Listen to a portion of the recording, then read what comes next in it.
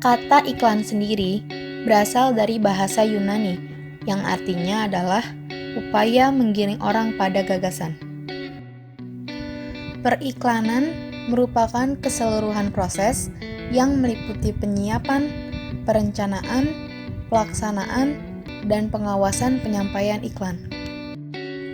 Etika dalam periklanan mengandung arti bahwa pengiklan harus melakukan hanya iklan yang baik, yaitu iklan yang jujur.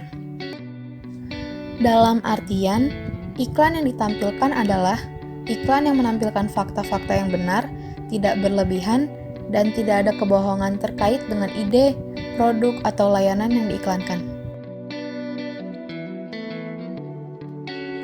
Karena kemungkinan dipermainkannya kebenaran dan terjadinya manipulasi merupakan hal-hal rawan dalam bisnis periklanan, perlulah adanya kontrol tepat yang dapat mengimbangi kerawanan tersebut.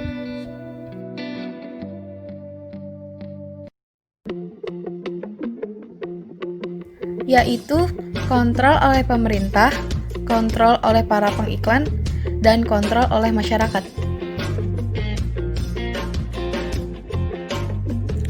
Lembaga yang mengatur periklanan adalah Komisi Penyiaran Indonesia yang disingkat KPI.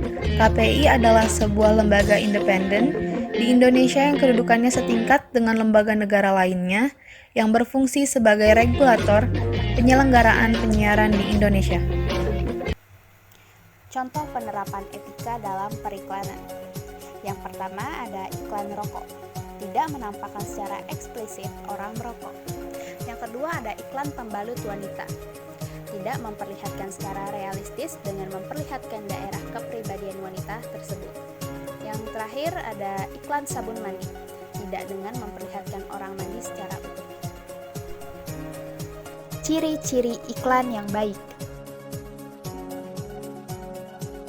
Yang pertama, ada etis, berkaitan dengan kepantasan.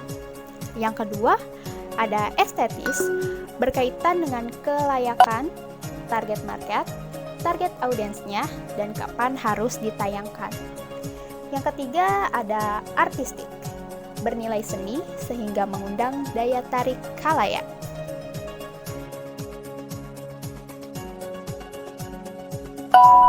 Etika secara umum. Di antaranya, jujur, seperti tidak memuat konten yang tidak sesuai dengan kondisi produk, tidak memicu konflik sara, tidak mengandung pornografi, tidak bertentangan dengan norma-norma yang berlaku, tidak melanggar etika bisnis, seperti saling menjatuhkan produk tertentu, dan yang terakhir, tidak plagiat. Contoh kasus pelanggaran etika periklanan.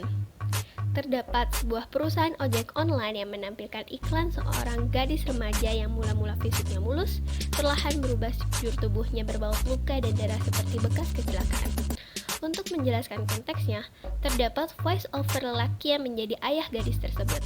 Voice over tersebut mengidentifikasikan bahwa gadis itu akan mengalami kecelakaan jika menggunakan transportasi yang tidak aman. Hal itu ditonjolkan dengan dua lelaki yang digambarkan sebagai pengendara ojek pangkalan. Kemudian gadis itu menolak ojek pangkalan tersebut dan memilih memesan menggunakan aplikasi ojek online. Ada dua potensi pelanggaran kode etik yang ditampilkan iklan tersebut, diantaranya menimbulkan rasa takut dari hasil kekerasan dan merendahkan produk pihak lain.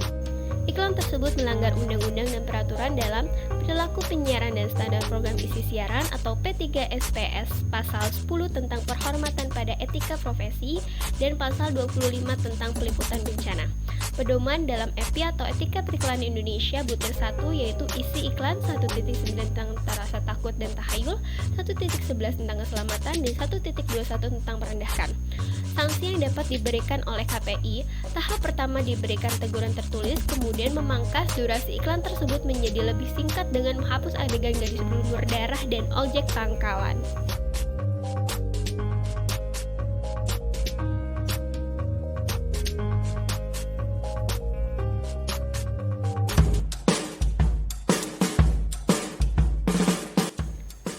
Solusi atas permasalahan.